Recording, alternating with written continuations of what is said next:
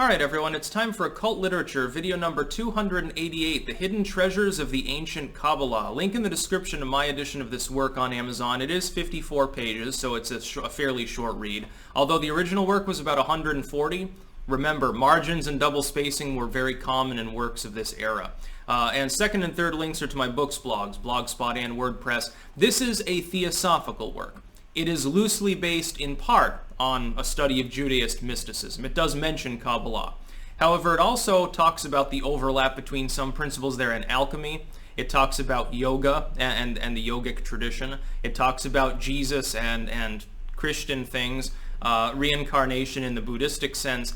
This is a theosophical work. This was a series of lectures given at Crotona, which was one of the hubs of theosophy in Crotona, California. Very interesting work. I'm not panning it in any way, but it's not purely about Qabalah. The title could have been chosen a little bit differently. About half of the work is really a societal manifest. The latter half of the work is mostly about societal order. It's surprisingly progressively forward-thinking with regards to the interactions between men and women. Keep in mind the time period. Early 20th century, if people had any means, especially if they were from the literate class that would have been reading this, typically men and women were very separate. There was still a hangover from the Victorian era at this time. You're not yet in the flapper era, really, with the youthful rebellion, people showing their knees. By the way, there was a lot of porn back then, actually. People always have that meme, oh, this is a picture of your grandma, and it's like some stylish woman, and some person with pink hair and tattoos all over them, and then they show like the supposedly astute, very solemn, gentle, womanly woman from back then. Actually, your grandma probably was a flapper and probably was fairly loose-moraled. Just putting that in there.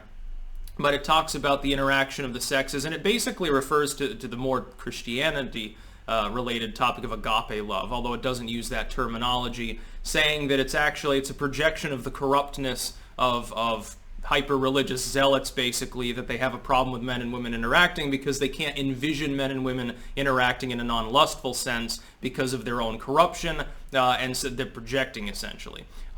So that's an entire section.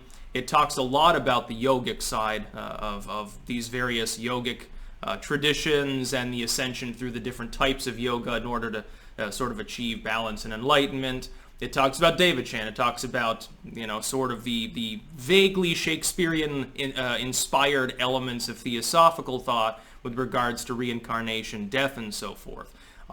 Therefore, it's not a work of Qabalah, strictly speaking. From the inside looking out at this work, a person who was an actual practicing Jew, who is mystic in nature, would not recognize this as a legitimate work of Jewish scholarship. That being said, it's the theosophical interpretation, you could say, of that and these other traditions sort of trying to overlap them. It is fascinating.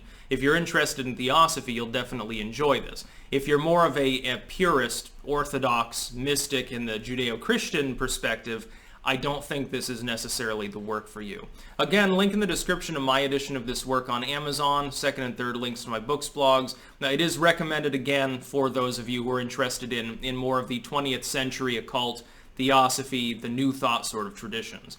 That's about all. Peace out.